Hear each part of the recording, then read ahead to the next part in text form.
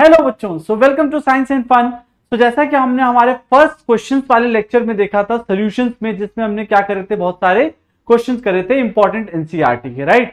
आज की क्लास में हम लोग हमारा सेकंड वाला जो चैप्टर जिसका वन शॉट ऑलरेडी जा चुका है, ठीक है, इलेक्ट्रोकेमिस्ट्री, उसके इंपॉर्टेंट एनसीईआरटी क्वेश्चंस करने वाले हैं। ठीक है, तो जैसा कि हमने पिछली क्लास में देखा था हमारा सॉल्यूशन वाले में कि हमने क्वेश्चंस इंपॉर्टेंट करे थे, वैसे ही यहाँ पर हम इलेक्ट्रो के बारे में करेंगे। ठीक है, चलिए स्टार्ट करते हैं। देखिए, इलेक्ट्रोकेमिस्ट्री स्टार्ट करने से पहले, क्योंकि ये वेटेज इसका अच्छा खासा है, ठीक है, अब आप किसी भी एग्जाम की तैयारी कर रहे हो, आप नीट, जेई या फिर सिर्फ बोर्ड या सीयूईटी किसी भी लेवल का एग्जाम देने की तैयारी कर रहे हो, आपके लिए ये चैप्टर बहुत इंपॉर्टेंट रहने वाला है। ठीक है, तो चलिए आइए इसके क्वेश्चंस को बहुत ध्यान से करते हैं। एनसीईआरटी के ये क्वेश्चंस है हमारे। स्टार्ट करते हैं फर्स्ट क्वेश्चन से। देखो, फर्स्ट क्वेश्चन क्या कहता है, represent the cell in which the following reaction takes place. मतलब मुझे एक रिएक्शन दे रखी है, क्या रिएक्शन है, रिएक्शन दी हुई है Mg प्लस 2Ag प्लस, जिसकी कॉन्सेंट्रेशन है 0.001,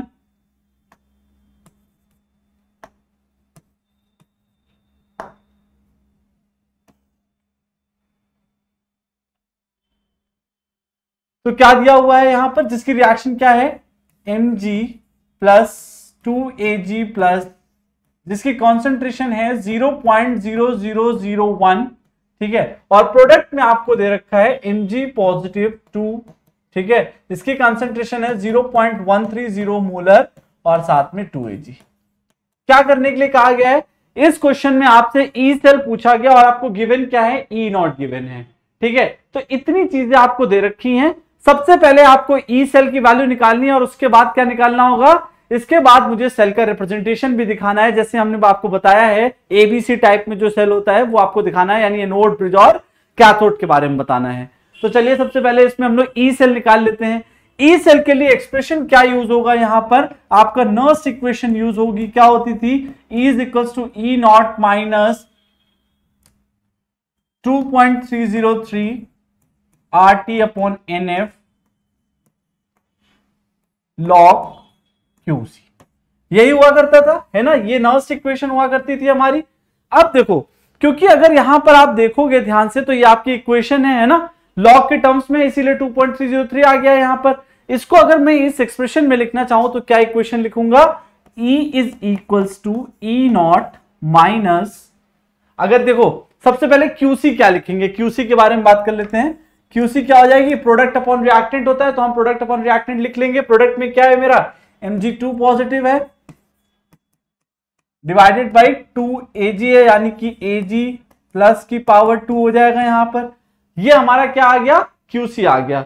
अब आपके पास जब QC आ जाएगा तो आपको फिर वैल्यू रखने में प्रॉब्लम नहीं होनी चाहिए। आपको मैंने बताया था कि आपका जनरल एक्सप्रेशन क्या हो जाता है, अगर हम कोई टेम्परेचर नहीं दिया हुआ है तो हमें अज्यूम कर लेंगे यहां पर कि टेम्परेचर कितना है, 25। तो सारी वैल्यूज को जब मैं रख दूंगा तो यहां पर n आ जाएगा और ये क्या बन जाएगा आपका, लॉग में QC, है ना, ये हो जाएगा। सारी वैल्यूज आपके पास गिवन है, आपको ई नॉट की वैल्यू दे रखी है, कितनी है 3.17, 0.059 आपको दिया हुआ है, यानी फॉर्मूले में है, और n की वैल्यू कितनी है, इसमें n की वैल्यू कितनी है आप लोग बताइए कमेंट सेक्शन में। n की वैल्यू कितनी हो जाएगी, 2 हो जाएगी, और लॉग में क्या हो जाएगा, प्रोडक्ट यानी Mg2 प्लस की कॉन्सेंट्रेशन कितनी है 0.130, और डिवाइडेड बाय में कितना हो जाएगा 0.0001 टू द पावर 2। यहां से जब आप निकालेंगे वैल्यू तो आपकी आ जाएगी किसकी वैल्यू, E की वैल्यू आ जाएगी, यानी E सेल आपका आ जाएगा यहां से। तो हम लोग इसको निकाल करके देख लेते हैं कितनी वैल्यू आ रही है। आप लोग भी इसको कैलकुलेट करके कमेंट सेक्शन में बताइए कि इसका आंसर कितना आ रहा है। ठीक है, तो मैं भी इसको यूज करता हूं कैलकुलेटर और बताता हूं आपको। तो देखो 3.17 है आपके पास। उसके बाद अगर मैं इस पार्ट को सॉल्व करने की कोशिश करूंगा तो सबसे पहले मुझे ये लॉग वाले टर्म को सॉल्व करना है और उसके बाद फिर इसमें डिवाइड करना पड़ेगा। तो अगर मैं इसकी ओवरऑल कैलकुलेशन की बात करूं तो लगभग 0.21 के आसपास आ जाती है, 0.2 वोल्ट के आसपास। यहां से जो वैल्यू आती है वो आपका क्या हो जाता है, ई सेल हो जाता है। मतलब आपने सेल का ई निकाल लिया है, ये बोला गया है ना कैलकुलेट इट्स ई सेल, तो आपने क्या निकाल लिया है, ई सेल 2.96 वोल्ट। ठीक है, ये हमारा एक आंसर हो गया। उसके बाद सेकंड आपको बोला गया है सेल का रिप्रेजेंटेशन दिखाना है। आपको बताया है मैंने कि सेल कैसे रिप्रेजेंट किया जाता है, एबीसी फॉर्मेट में, यानी कि पहले एनोड आएगा, एनोड पर क्या होता था, ऑक्सीडेशन होता था। आपको सेल में देखना पड़ेगा कि किसका ऑक्सीडेशन हो रहा है, और ब्रिज बीच में आ जाएगा और फिर कैथोड आ जाएगा। यानी अगर इसका रिप्रेजेंटेशन दिखाना तो किस तरीके से आएगा, क्योंकि आपको दिख रहा है कि यहां पर क्या हो रहा है, Mg जा रहा है Mg2 पॉजिटिव में, तो ये किसका, ये क्या है, ऑक्सीडेशन है, और इसका क्या हो रहा है, रिडक्शन हो रहा है, ठीक है। और इसका मतलब है ब्रिज क्या बनेगा मेरा, अगर मैं सेल रिप्रेजेंटेशन की बात करूं तो कुछ इस तरीके से आ जाएगा, Mg/Mg2 पॉजिटिव, और यहां पर क्या हो जाएगा आपके पास Ag वाला जो टर्म है वो क्या बन जाएगा, रिडक्शन में चला जाएगा, यानी कैथोड पर चला जाएगा, और उसको आप लिख सकते हैं, तो आपका सेल यहां पर क्या हो जाएगा, बन जाएगा। सही है। इस तरीके से हम लोगों ने क्या करा, ये हमारा एनोड का पार्ट हो गया, ये ब्रिज हो गया, और यहाँ पे कैथोड में आप Ag वाला पार्ट रख देंगे जैसे हम लोग नॉर्मल लिखा करते हैं। तो इस तरीके से ये क्वेश्चन हमारा हो चुका है। देखिए काफी इंपॉर्टेंट क्वेश्चन था ये, एक एनसीईआरटी का बहुत इंपॉर्टेंट क्वेश्चन है, और इस तरीके के क्वेश्चन हर एग्जाम में पूछ लिए जाते हैं, बोर्ड एग्जाम में, चाहे आप नीट की बात करें, जेई की बात करें, किसी भी एग्जाम में पूछा जा सकता है। ठीक है, चलिए नेक्स्ट क्वेश्चन की तरफ चलते हैं। सेकंड क्वेश्चन कह रहा है the cell in which the following reaction occurs, एक सेल दे रखा है आपको, रिएक्शन दी हुई है उसकी, 2Fe3 positive plus 2I negative gives you 2Fe2 positive plus iodine. देखो आप लोग इन क्वेश्चंस को कैसे करेंगे, क्योंकि आपके पास फॉर्मूले हैं, आपको सब कुछ पता है, आप क्या करेंगे, वीडियो को पॉज करेंगे और क्वेश्चन को सॉल्व करेंगे और उसका आंसर कमेंट सेक्शन में बताइए। ठीक है, तो आपके पास सारी वैल्यूज दे रखी है, आपको E0 की वैल्यू दी हुई है, टेम्परेचर मेंशन करा हुआ है 298। ठीक है, निकालना क्या क्या है, सबसे पहले निकालना है स्टैंडर्ड गिब्स फ्री एनर्जी। देखो स्टैंडर्ड गिब्स फ्री एनर्जी की फॉर्मूला क्या हुआ करता था, अगर आपको याद हो, क्या था formula, delta G0 is equals to क्या होता था, माइनस का NF E0। आपके पास E0 की वैल्यू दी हुई है, N यहां पर कितना हो जाएगा बताइए, N की वैल्यू कितनी है, रिएक्शन में देख करके आपको कितना लग रहा है N की वैल्यू, बोलो भाई N कितना लग रहा है आपको, कितना N की वैल्यू दिख रही है। अगर हम बात करें तो यहाँ पे N की वैल्यू 2 है, माइनस का 2, और F कितना है 96500, और इसकी वैल्यू कितनी है 0.236 वोल्ट। तो इसको आप कैलकुलेट करेंगे तो आपका क्या आ जाएगा, डेल्टा जी आ जाएगा। हम लोग कैलकुलेट करके देख लेते हैं कितनी वैल्यू आएगी। ठीक है, तो कितना है, तो इसकी वैल्यू आ रही है 45, अगर किलो जूल लिखेंगे तो 54 के आसपास आ जाएगी ये किलो जूल में।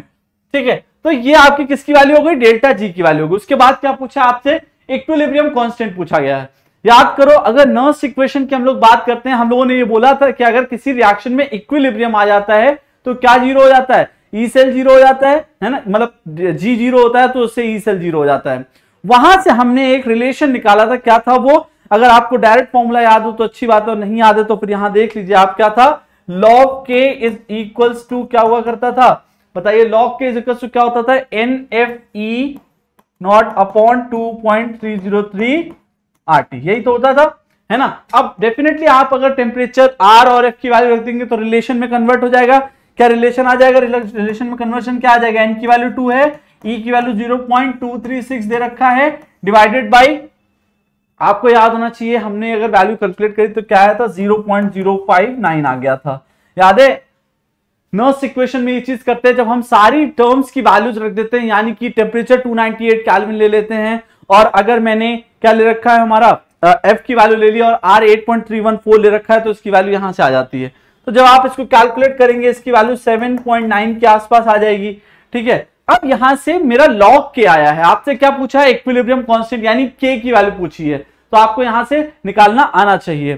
तो k की वैल्यू क्या आ जाएगी, k आ जाएगा मेरा, आप लोग बताइए log कैसे निकालते हैं, 10 टू द पावर में 7.98 आप निकालेंगे, और यहां से जो वैल्यू आएगी वो क्या हो जाएगा, आपका k हो जाएगा, यानी कि इक्विलिब्रियम कांस्टेंट हो जाएगा। तो देखिए इक्विलिब्रियम कांस्टेंट हो, E हो, डेल्टा जी हो, ये रिपीटेड क्वेश्चंस होते हैं जो अक्सर पूछे ही जाते हैं। तो ये हम लोग कुछ इंपॉर्टेंट क्वेश्चंस ही कर रहे हैं, ठीक है, इसलिए ये बहुत इंपॉर्टेंट है। नेक्स्ट क्वेश्चन, इसका आंसर कमेंट सेक्शन में बताइए, k की वैल्यू कितनी आएगी, थर्ड है, write the Nernst equation and EMF of the cell. देखो नर्स इक्वेशन लिखनी है, ठीक है, कैसे लिखेंगे, मैं एक सेल की रिएक्शन आपको लिख करके बताऊंगा, दूसरा आप लोग खुद से करिएगा। आपको दे रखा है सेल Mg गिव्स Mg/Mg+2 और कॉपर दे रखा है। ठीक है, यानी कि ABC फॉर्म में सेल दिया हुआ है। ठीक, हम लोग E लिख लेते हैं, E इज इक्वल टू क्या हो जाएगा, E0 minus 2.303 RT upon NF, और लॉग में क्या हो जाएगा, QC हो जाएगा। सही है, रिएक्शन क्वोशिएंट जो हम लोग निकाला करते थे। अब यहां पर आपको रिएक्शन पहले लिखनी पड़ेगी। कैसे रिएक्शन लिखोगे, आपको दिखा रखा है, क्या दिखाया हुआ है, Mg जा रहा है किसमें, Mg2 पॉजिटिव में ले गए। ठीक है, यानी कि एनोड पर क्या है हमारा ऑक्सीडेशन वाला, और यहां पर कॉपर +2 रहेगा, वो किस में जाएगा, कॉपर में जा रहा होगा। देखो ये हमारी रिएक्शन बनने वाली है, तो क्यूसी क्या हो जाएगा, अगर मैं क्यूसी की बात करूंगा तो क्या हो जाएगा, Mg2 positive upon copper 2 positive. ठीक है, तो आपको कुछ नहीं करना है, इसी इक्वेशन को इस तरीके से रख दीजिए 2.303 RT अपॉन NF, और लॉग में क्या हो जाएगा ये आपका Mg2 पॉजिटिव और साथ में कॉपर 2 पॉजिटिव। इनकी आपको कॉन्सेंट्रेशन दे रखी है, उस वैल्यू को आप रख दीजिए और यहां से आपका क्या आ जाएगा, ई सेल आ जाएगा। ठीक है, इस तरीके से आप यहां पर नर्स इक्वेशन के टर्म्स में, क्योंकि यहां पर सारी चीजें बता रखी हैं, तो हम इसको क्या लिख सकते हैं 0.059 अपॉन n, और लॉग में ये आपका आ जाएगा Mg+2 की कॉन्सेंट्रेशन 0.001 है, कर दिया होल स्क्वायर, और कॉपर +2 की वैल्यू कितनी है 0.0001, इसका क्या हो जाएगा, यहां पर आपने Mg+2 है तो इसको स्क्वायर करने की जरूरत नहीं है। ठीक है, तो ये हमारा एक्सप्रेशन हो जाएगा नर्स इक्वेशन का पहले वाले क्वेश्चन के लिए। ठीक है, तो नर्स इक्वेशन का एक्सप्रेशन लिखना बड़ी बात नहीं है। अगर आपको यहां पर E0 की वैल्यू दे देता, फिर आपको ई सेल कैलकुलेट करना पड़ता, तब क्या होता, कैलकुलेशन मुश्किल हो जाती। देखो इस केस में कैलकुलेशन काफी आसान है। क्यों आसान है, क्योंकि आपको दिख रहा है कि ऊपर वाला 10⁻³ हो जाएगा, नीचे वाला 10⁻⁴ हो जाएगा। आप ऊपर लेकर के जाएंगे वो 10⁻⁴ हो जाएगा, तो प्लस log 10 ही बचने वाला है यहां से। ठीक है, इसलिए इस तरीके के क्वेश्चन तो बहुत आसान है। कंसंट्रेशन अगर थोड़ी अजीब सी दे रखी हो, जैसा कि हमने फर्स्ट क्वेश्चन में देखा था, तब थोड़ी सी प्रॉब्लम आ सकती है या फिर आ ही जाती है अक्सर बच्चों को। ठीक है, तो याद रखना इस तरीके से क्वेश्चन हमें करना है। नेक्स्ट सेकंड पार्ट आप लोग करिएगा। Next question, determine the values of equilibrium constant Kc and delta G0। ठीक है भाई, आपको सेम तरीके का क्वेश्चन ही है, इक्विलिब्रियम कांस्टेंट निकालना है और किसकी वैल्यू निकालनी है, गिब्स फ्री एनर्जी की वैल्यू निकालनी है। आपको E0 दे रखा है, अगेन सेम तरीके से आप करेंगे। डेल्टा G0 क्या होता है, डेल्टा G0 होता है माइनस का NFE0। ठीक है, आपको n की वैल्यू यहां दिख रही होगी, रिएक्शन में कितनी है 2 दे रखी है ना, तो 2 हो जाएगी माइनस, और f की वैल्यू कितनी है 96500 है, E0 आपका आ जाएगा 1.05 वोल्ट। तो यहां से जो आप वैल्यू निकालेंगे वो हो जाएगी डेल्टा G0 की। आप लोग कैलकुलेट करके बताइए कि कितना इसकी वैल्यू आ रही है, कितना इसका आंसर है डेल्टा G0 का। ठीक है, तो अगर मैं इसका आंसर बताऊंगा तो माइनस का 202 पॉइंट समथिंग किलो जूल पर मोल में आ रही है इसकी वैल्यू, ये हमारा डेल्टा G की वैल्यू हो गई। उसके बाद आपसे क्या बोला गया इक्विलिब्रियम कांस्टेंट निकालना है। सेम तरीके से ही करना है, आपको पता है ई सेल 0 हो जाता है तो इक्वेशन क्या बन जाएगी, E0 is equal to 2.303 RT upon NF। क्यों, क्योंकि इक्विलिब्रियम के टाइम पर डेल्टा G 0 हो जाता है, जिसकी वजह से E ऑफ द सेल 0 हो जाता है, तो ये हमारी इक्वेशन बन जाती है और ये log Kc हो जाता है। आपके पास सारी वैल्यूज हैं, आप डेफिनेटली, क्योंकि यहां पर हमें अगर आप R और T की वैल्यू रख देंगे, F की वैल्यू, तो आप यहां पर वो जो हमारा कंसाइज वाला फॉर्मूला था उसको भी यूज कर सकते हैं, और यहां से आप log Kc निकाल पाएंगे। क्या हो जाएगा log Kc, log Kc हो जाएगा NE0 अपॉन में कितना आ जाएगा, जो वैल्यू हमारी आती है 0.0591। डेफिनेटली अब कुछ लोगों के मन में ये सवाल आएगा कि 0.0591 एक बड़ी वैल्यू हो जाएगी, उसमें डिवाइड करने में प्रॉब्लम आएगी। तो आप क्या कीजिए, इस वैल्यू को आप 0.0591 को अप्रॉक्स करके 0.06 लिख दीजिए, उससे भी ये क्वेश्चन आपका हो जाएगा और आप एक अप्रॉक्स आंसर तक पहुंच जाएंगे। ठीक है, इस तरीके से आप इसमें मार्क्स स्कोर कर सकते हैं। ठीक है, ये हमारा क्वेश्चन हो गया। ठीक है, तो क्वेश्चन का पैटर्न सेम रहता है, फॉर्मूले सेम रहते हैं, बस कुछ कुछ चीजें कैलकुलेशन वाली थोड़ी सी अलग सी हो जाती हैं। सही है, हम लोग नेक्स्ट क्वेश्चन की तरफ चलते हैं। देखो, अगर आप लोगों से मैं बोलूं कि नेक्स्ट क्वेश्चन हमारा क्या है, तो यहां पर थोड़ा सा क्वेश्चन को पढ़ने में टाइम लगेगा। क्यों पढ़ने में टाइम लगेगा, क्वेश्चन क्या बोल रहा है, क्वेश्चन बोल रहा है a zinc rod is dipped in 0.1 molar solution of ZnSO4। ठीक है, मतलब जिंक रॉड को डिप करा गया है ZnSO4, बहुत बढ़िया बात है। द सॉल्ट इज 95% डिसोशिएटेड, जो आपका सॉल्ट है वो 95% तक डिसोशिएट हो चुका है, यानी 0.1 का कितना 95% डिसोशिएट हो चुका है। At this dilution at 298 value, ठीक, kelvin, calculate the electrode potential. आपको E0 की वैल्यू दे रखी है, Zn+2 से जिंक की वैल्यू। मतलब आपको बहुत आसान सी चीज हो गई है यहां पर, क्योंकि इन्होंने ये दे रखा है, इसका मतलब आपका क्या है, Zn+2 electron gives you Zn, ये एक इक्वेशन बन गई है। सबसे पहले आपको Zn+2 की वैल्यू निकालनी होगी। क्यों, क्योंकि इन्होंने बोला कि कंसंट्रेशन जो जिंक सल्फेट की है वो 0.1 है, लेकिन 95% तक डिसोसिएशन हो चुका है। तो अगर इसका 95% आप निकालेंगे तो आप Zn+2 का 0.1 इंटू 95 डिवाइडेड बाय 100 जब आप करेंगे तो इससे आपकी Zn+2 की वैल्यू आ जाएगी। ठीक है, कितनी वैल्यू आ रही है आप लोग कैलकुलेट करके बताइए। अगर मैंने कैलकुलेट करी है तो कितनी आएगी, बहुत आसान सा है, 0.095 के आसपास आ जाएगा। ठीक है, ये हमारा एक पार्ट हो गया, पहला काम हम कर चुके हैं। दूसरा काम, आपको इक्वेशन पता है, नर्स इक्वेशन क्या होती थी, E cell is equal to क्या था, ई नॉट माइनस, क्योंकि आपको 298 दे रखा है तो 0.059 अपॉन एन कर दिया डायरेक्ट, लॉग में आपका इसी इक्वेशन को हमें लिखना है, क्या हो जाएगा 1 अपॉन Zn+2। जिंक क्योंकि जो है प्रोडक्ट साइड में जो जिंक है वो सॉलिड है, और सॉलिड की आप क्या ले लेते हैं, 1 ले लेते हैं। सही है, तो यहां पर आपके पास सारी वैल्यूज हैं, आप वैल्यूज को रख दीजिए। माइनस का 0.76 इसकी वैल्यू दे रखी है, रख दिया मैंने 0.76। एन की वैल्यू आपको दिख ही रही है 2 है, तो एन की वैल्यू भी हमने क्या रख दी, 2 रख दी, 0.059 अपॉन 2, और लॉग की वैल्यू यहां पर आप 1 + Zn+2 की भी वैल्यू रख देंगे। तो इस तरीके से आपका यहां पर क्या आ जाएगा, कितनी वैल्यू आई थी, 1 अपॉन 0.095। जब आप इसको कैलकुलेट करेंगे तो आप इस क्वेश्चन के लिए ई सेल की वैल्यू निकाल पाएंगे।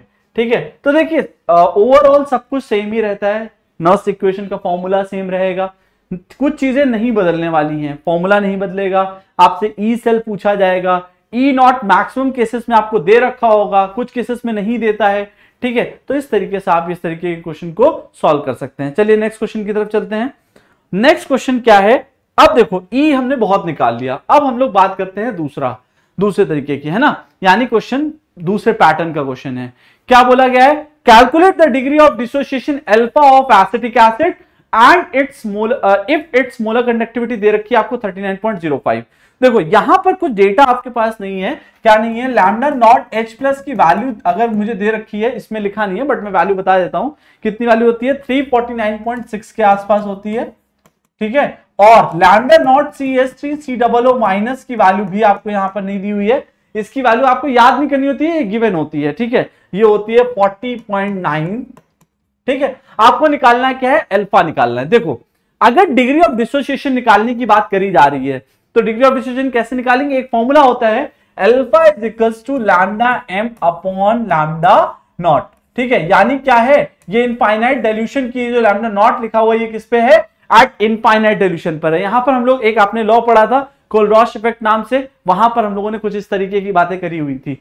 सही है, सबसे पहले मुझे क्या चाहिए, मुझे लैम्डा नॉट CH3COOH का यहां पर चाहिए होगा। क्या आपको दिया है क्वेश्चन में, बिल्कुल नहीं दिया है, तो आप क्या करेंगे, आपको पता है लैम्डा नॉट अगर CH3COOH का हम निकालने जाएंगे तो क्या बन जाएगा, lambda naught of CH3COO minus plus lambda naught of H plus, आप दोनों वैल्यूज को ऐड कर देंगे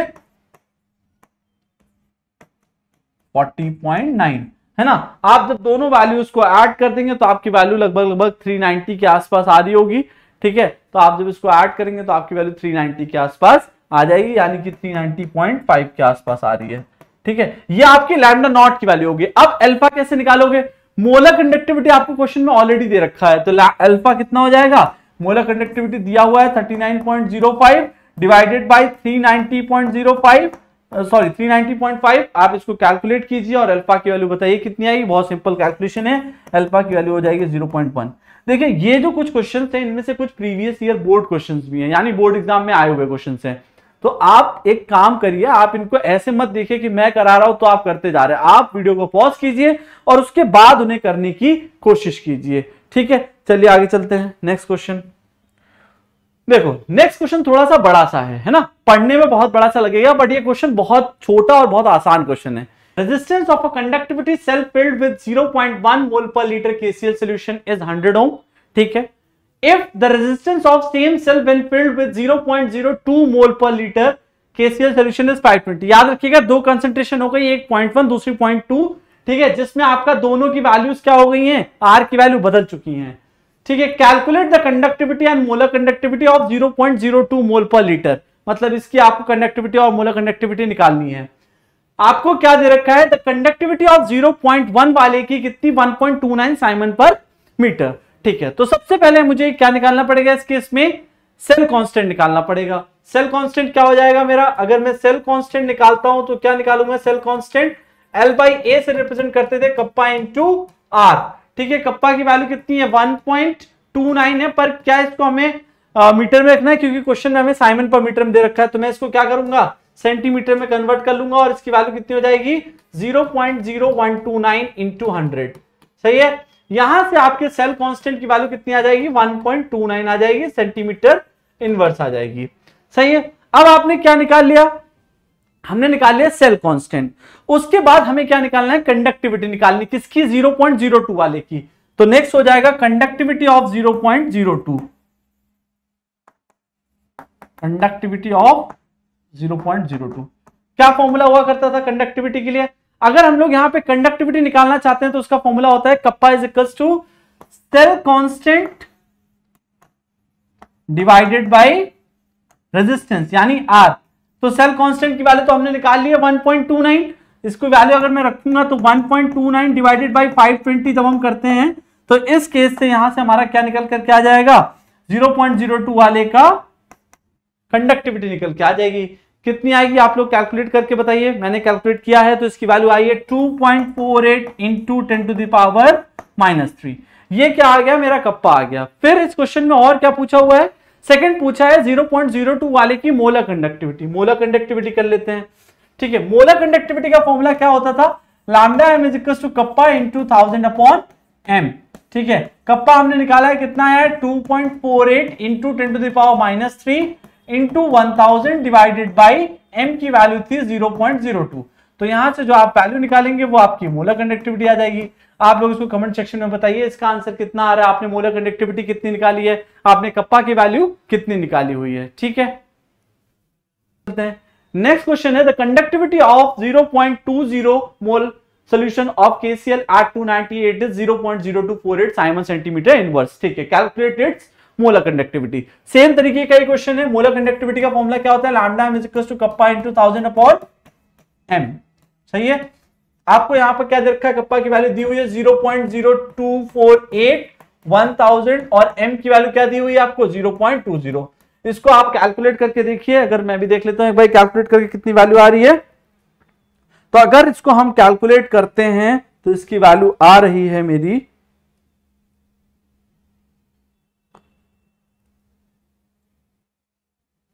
124, ठीक है। अब देखो कई बार क्या होता है, आप इसका यूनिट भी लिखना भूल जाते हैं। बोर्ड एग्जाम में यूनिट लिखना मैंडेटरी है, आप याद रखिएगा। अगर ऑब्जेक्टिव में है तब तो फर्क नहीं पड़ रहा है, लेकिन अगर आपने न्यूमेरिकल में इस तरीके से छोड़ दिया है वैल्यू बिना यूनिट के तो डेफिनेटली आपका आधा से ज्यादा मार्क्स उसमें कटने वाला है। तो इसका आंसर क्या हो जाएगा, Simon centimetre square mole inverse, ये आपकी मोलर कंडक्टिविटी की क्या हो जाएगी, यूनिट हो जाएगी। तो इस वाले क्वेश्चंस में या इस चैप्टर में जो कंडक्टिविटी वाले क्वेश्चन हैं इसमें आप यूनिट नहीं स्किप कर सकते, आपको यूनिट लिखना ही पड़ेगा, ठीक है। अब सेम तरीके का एक और क्वेश्चन है आपके पास, लैम्डा m नॉट दे रखा है, डिसोसिएशन कांस्टेंट निकालना है, कंडक्टिविटी दी हुई है और सब चीजें दे रखी हैं। तो इस क्वेश्चन को आप ट्राई कीजिएगा और इसका आंसर कमेंट सेक्शन में बताइए क्या आंसर आ रहा है, ठीक है।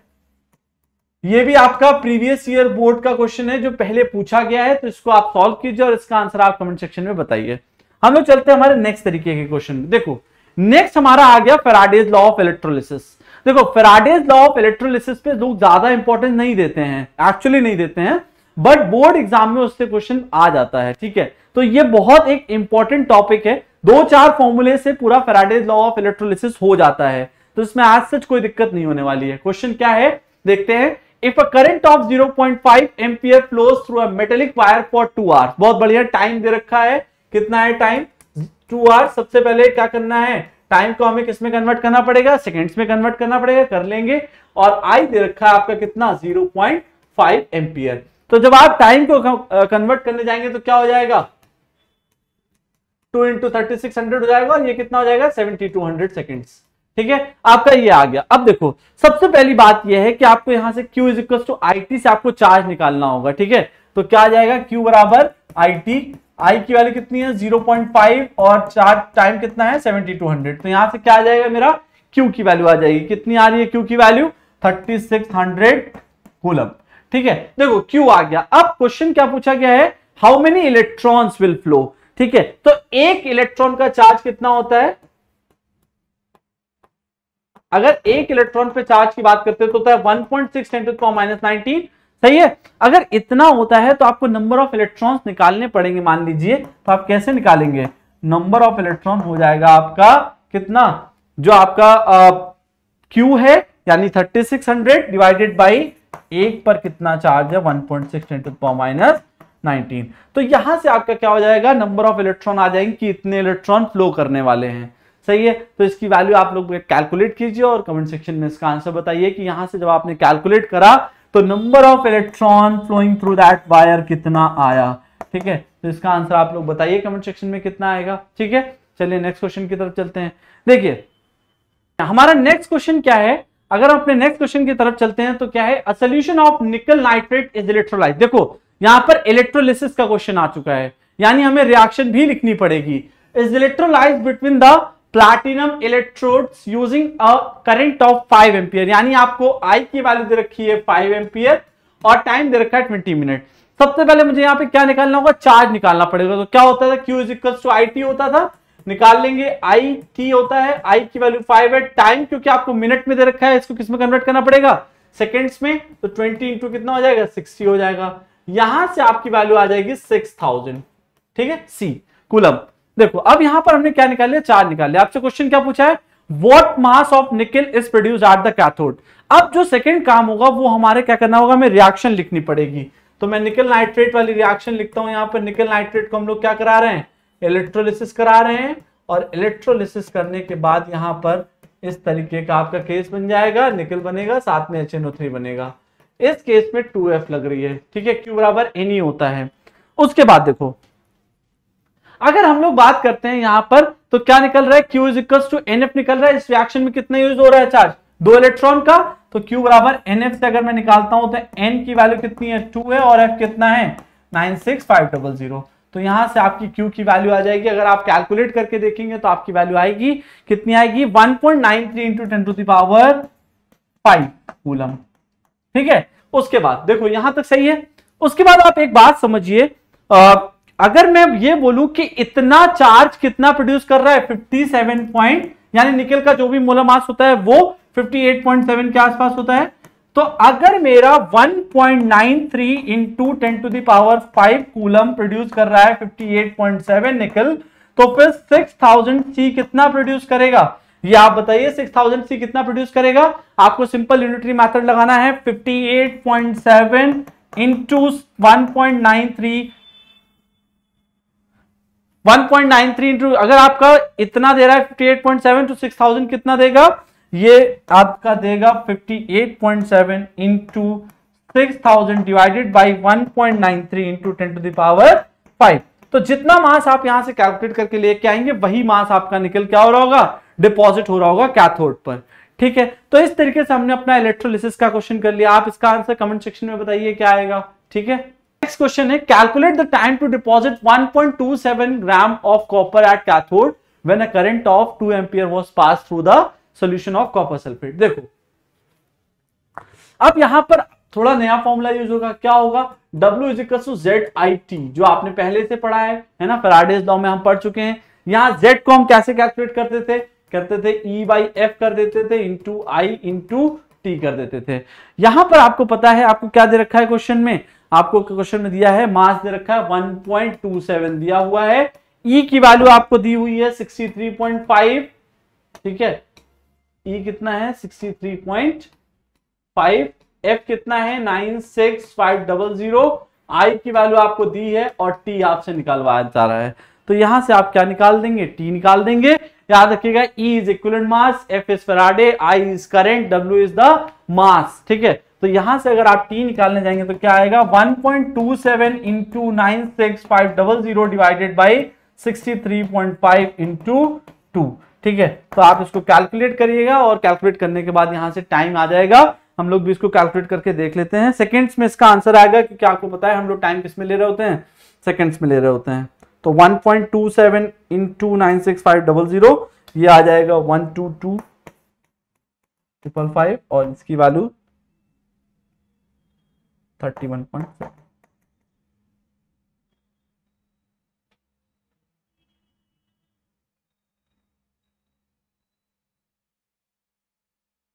ठीक है, तो आप इसको जब कैलकुलेट करेंगे तो आपकी वैल्यू यहां से आ जाएगी 965 के आसपास।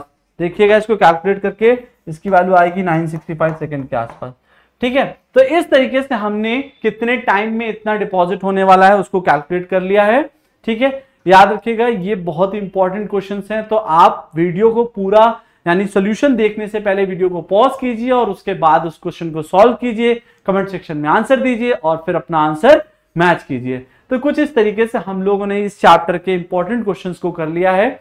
आने वाले टाइम में हम लोग जिस तरीके से जैसे जैसे वन शॉट्स आपके डलते जाएंगे वैसे वैसे हम लोग उस चैप्टर के इंपॉर्टेंट क्वेश्चंस करते जाएंगे। मिलते हैं हमारे नेक्स्ट क्वेश्चन वाली चैप्टर में। Thank you so much.